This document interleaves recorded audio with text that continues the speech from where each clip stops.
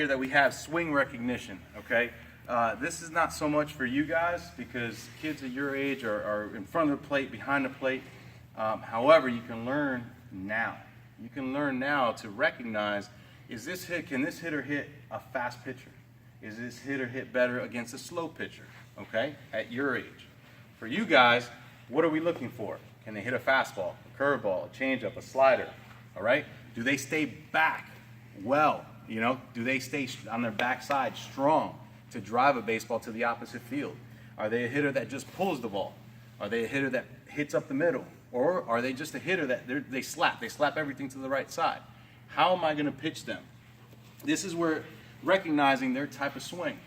At that point in time, you're going to be able to tell yourself, hey, am I going to position myself inside, outside? Am I have to throw up? Am I have to throw down? Right? Curveball away or curveball in?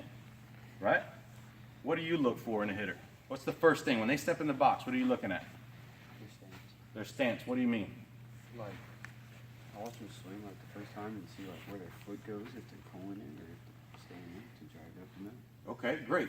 What are you looking at? Well, I kind of look at like their size, like what type of body type they have.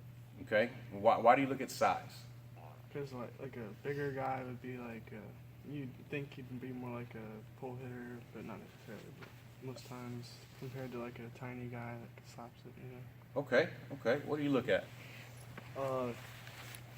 Foot placement in the batter's box, how far he bends his knees, where his hands are, how he loads, and like his just swing in general. Okay. That's. I'm not saying that your answers are incorrect. However, don't keep that in the back of your mind that just because this guy's bigger, he's going to hit it a ton, and because this guy's smaller, he's not going to hit it out of the infield.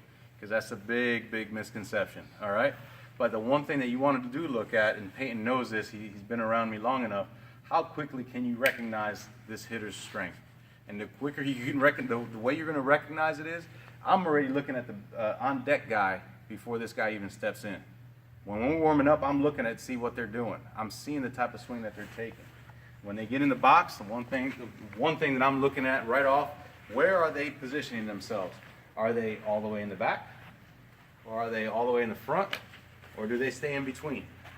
The in-between guy was the guy that worried me the most. Because that guy, you couldn't tell right away if he was a power hitter to the opposite field or if he could get around on the inside pitch.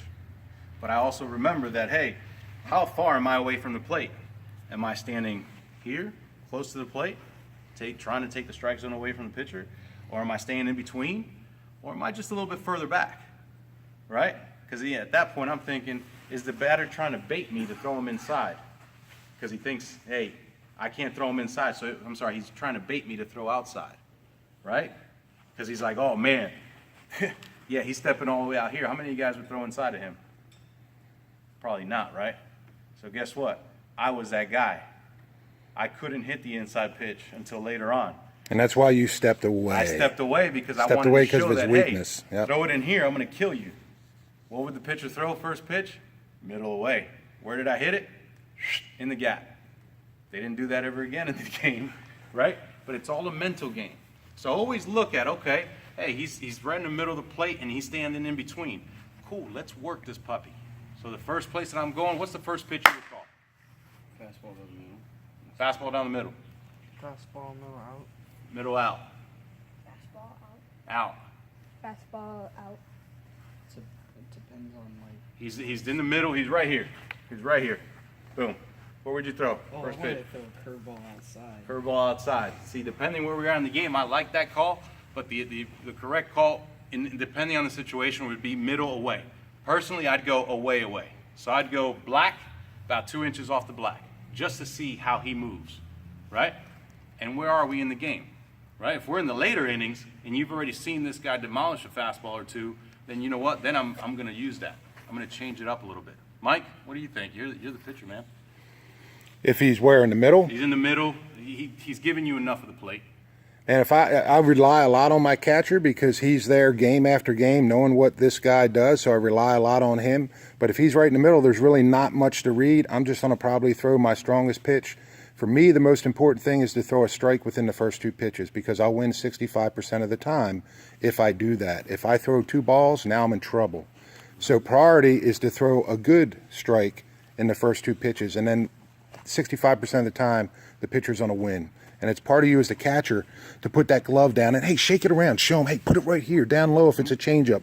Show him like you're in it, like I'm with you, Bubba. Come on, really put that strike there. That gets a pitcher fired up instead of putting a sign down and just showing the glove. When you tap it and tap it down low, you're showing that extra effort to a pitcher that, wow, he really wants it down low. He's working with me. I'm going to work now with him. Great. Cool. Hey, can you do one little thing, which is